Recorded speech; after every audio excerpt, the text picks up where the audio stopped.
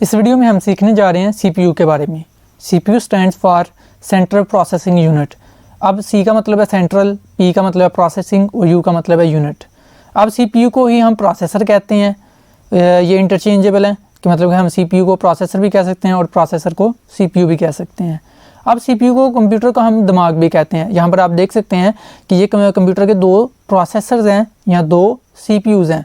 तो ये CPU को फ्रंट साइड से दिखाया गया है और इस CPU को बैक साइड से दिखाया गया है। तो CPU को हम कंप्यूटर का दिमाग भी कहते हैं।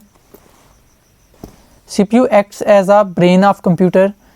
CPU को हम कंप्यूटर का दिमाग भी कहते हैं क्योंकि ये कंप्यूटर के तमाम कंपोनेंट्स को कंट्रोल करता है, चाहे वो डायरेक्टली कंट्रोल करे और चाहे वो इनडायरेक्टली कंट्रोल करे। इन शॉर्ट ये कि कंप्यूटर के जितने भी कंपोनेंट्स हैं, चाहे वो IO कंपोनेंट्स हों, मतलब कि इनपुट आउटपुट वाली डिवाइसेस हों, कोई भी हार्डवेयर हो, कंप्यूटर के जितने भी कंपोनेंट्स हैं उन सभी को CPU ने कंट्रोल करना होता है, जिसकी वजह से हम CPU को कंप्यूटर का ब्रेन कहते हैं। जस्ट लाइक जिस तरह ह्यूमन बॉडी में ब्रेन तमाम बॉडी पार्ट्स को कंट्रोल कर रहा होता है, तो इसी तरह से CPU जो है वो कंप्यूटर के तमाम कंपोनेंट्स को कंट्रोल कर रहा होता है, डायरेक्टली और इनडायरेक्टली। तो जिसकी वजह से हम CPU को कंप्यूटर का ब्रेन कहते हैं। CPU एक इलेक्ट्रॉनिक डिवाइस है और इसका साइज़ ऑलमोस्ट 1 इंच स्क्वायर होता है, जो कि प्लास्टिक से कवर होता है और समटाइम्स यह प्लास्टिक के कवर के बगैर भी होता है। अब यहाँ पर आप देख सकते हैं कि मदरबोर्ड पर ये CPU लगा हुआ है, यहाँ प्रोसेसर लगा हुआ है। अब हम बात कर लेते हैं पार्ट्स ऑफ CPU के बारे में। CPU के मेन जो पार्ट्स हैं वो 3 मेन पार्ट्स हैं। अर्थमेटिक एंड लॉजिक यूनिट, जिसको हम शॉर्ट फॉर्म में ALU लिखते हैं, और दूसरा रजिस्टर्स, और तीसरा CU जिसे हम कहते हैं कंट्रोल यूनिट। अब फ़र्ज़ करें कि ये एक प्रोसेसर है, ठीक है, इसको मैं एक स्क्वायर में ड्रा करता हूँ, ठीक है, ये प्रोसेसर है, यहाँ CPU है, यही लगा लेते हैं। अब इस CPU के या इस प्रोसेसर के 3 पार्ट्स हैं। चलें जी, इस प्रोसेसर को हम 3 पार्ट्स कर लेते हैं। कौन से हैं? ALU, रजिस्टर्स और कंट्रोल यूनिट। अब ALU क्या काम करता है? ये अर्थमेटिक और लॉजिक ऑपरेशंस परफॉर्म करता है। अर्थमेटिक का मतलब ये है एडिशन, सब्ट्रैक्शन, मल्टीप्लिकेशन, डिवीजन और रिमाइंडर डिवीजन भी हो सकती है। तो मतलब कि अर्थमेटिक के जितने भी ऑपरेशंस हैं वो सारे परफॉर्म किए जाएंगे ALU में, और लॉजिक ऑपरेशंस भी परफॉर्म किए जाएंगे। मतलब कि अर्थमेटिक लॉजिक यूनिट यही है ना, कि अर्थमेटिक का मतलब है अर्थमेटिक ऑपरेशंस परफॉर्म किए जाएंगे, और L का मतलब है लॉजिक, और लॉजिक ऑपरेशंस कौन से हैं? एंड और नॉट। तो ये जो लॉजिक गेट्स हैं, तो लॉजिक गेट्स की मदद से क्या किए जाएंगे? लॉजिक ऑपरेशंस वगैरह परफॉर्म किए जाएंगे। तो ALU अर्थमेटिक और लॉजिक ऑपरेशंस परफॉर्म करता है। अब रजिस्टर्स क्या होते हैं? रजिस्टर्स स्मॉल स्टोरेज एरिया होता है CPU के अंदर। ये 1 बाइट, 2 बाइट, 4 बाइट और 8 बाइट तक ऑलमोस्ट मिलते हैं।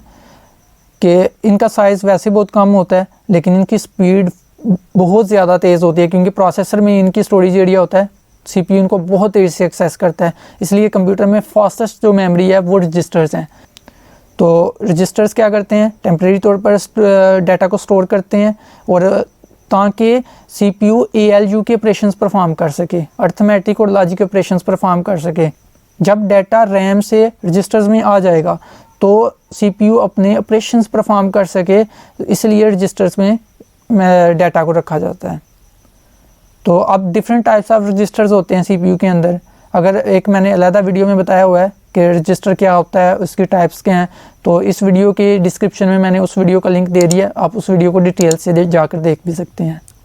अब कंट्रोल यूनिट क्या होता है? अब कंट्रोल यूनिट को कंप्यूटर का सुपरवाइज़र भी कहा जाता है, क्योंकि इसने कंट्रोल करना होता है कि कौन सी इंस्ट्रक्शन आएगी, मतलब कौन सी इंस्ट्रक्शन फैच होकर आएगी मेन मेमोरी से, मतलब कि रैम से कौन सी इंस्ट्रक्शन फैच होकर आएगी, उसको डिकोड किया जाएगा, उसे एग्जीक्यूट किया जाएगा।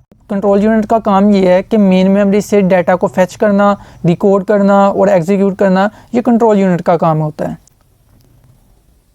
अब आप यहाँ पर देख सकते हैं, यहाँ पर एक मदरबोर्ड है और वहाँ पर दिखाई गई है, यहाँ पर एक स्लॉट दिखाई गई है, ये CPU स्लॉट है, ठीक है, CPU स्लॉट है, और इसे हम CPU सॉकेट भी कहते हैं। ये CPU स्लॉट, यहाँ CPU सॉकेट इसे कहते हैं, और यहाँ पर CPU को लगाया जाता है, यहाँ प्रोसेसर को लगाया जाता है।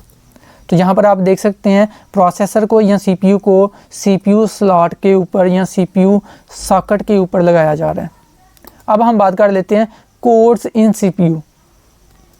Now days most CPUs are dual core, quad core, octa core. तो यहाँ पर आप लिख लीजिएगा ऑक्टा कोर, ठीक है, यहाँ पर कोर नहीं लिखा हुआ, ऑक्टा कोर आप खुद लिख लीजिएगा। तो हमने अक्सर आजकल ये वर्ड सुना है कि CPU जो है वो डुअल कोर होता है या क्वाड कोर होता है या ऑक्टा कोर होता है। तो डुअल कोर का क्या मतलब है, क्वाड कोर का क्या मतलब है और ऑक्टा कोर का क्या मतलब है। अब देखें यहाँ पर डिफरेंट CPUs दिखाए गए हैं। ये Core i5 है। Core i5 में क्या होता है, इसमें क्वाड कोर होता है। Core i7 में क्या होता है, इसमें भी क्वाड कोर होता है। लेकिन जो एक्सट्रीम Core i7 होता है उसके अंदर ऑक्टा कोर होते हैं, प्रोसेसर होते हैं।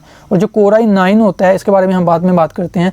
तो क्वाड, अब Core i5 का क्या मतलब है कि क्वाड कोर है। इसमें क्वाड कोर का मतलब ये है कि ये सिंगल चिप तो है लेकिन इसके अंदर मज़ीद 4 प्रोसेसर्स हैं। एक दिखाई एक प्रोसेसर दे रहा है लेकिन इसके अंदर मज़ीद 4 प्रोसेसर्स हैं। अब ज़रा इसको हम रीड करते हैं। Each CPU core is actually a separate CPU in a single chip. अब यहाँ पर एक सिंगल चिप है। हम जानते हैं i5 में क्या होता है, Core i5 में क्वाड कोर होता है। क्वाड कोर का मतलब ये है कि इसके अंदर मज़ीद 4 प्रोसेसर्स यहाँ CPU लगे हुए हैं।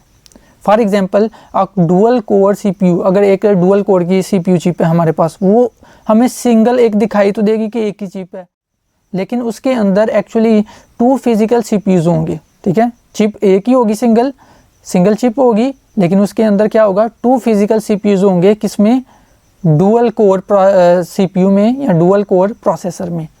अब Core i5 में क्या होता है, क्वाड कोर, मतलब कि Core i5 में 4 प्रोसेसर्स होते हैं तो होगी एक सिंगल चिप ही। तो Core i7 में क्या होता है, इसमें भी क्वाड कोर ही होते हैं, सिंगल चिप ही होती है, दिखाई देती है, लेकिन इसके अंदर मज़ीद 4 प्रोसेसर या CPU होते हैं। लेकिन जो एक्सट्रीम Core i7 होता है प्रोसेसर, वो भी सिंगल चिप होती है लेकिन वो ऑक्टा कोर होती हैं, मतलब कि सिंगल चिप है लेकिन उसके अंदर मज़ीद 8 प्रोसेसर्स लगे हुए हैं। अब हम बात करते हैं Core i9 की। ये Core i9 2017 में इंटेल ने लॉन्च किया था, तो इसके अंदर 18 प्रोसेसर्स लगे होते हैं। तो I hope it is clear कि कोर का क्या मतलब होता है।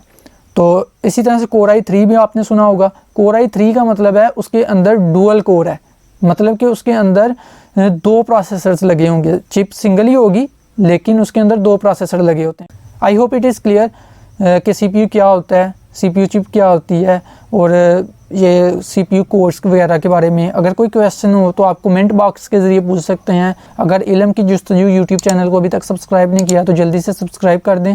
Thank you so much for watching this video. अल्लाह हाफिज़।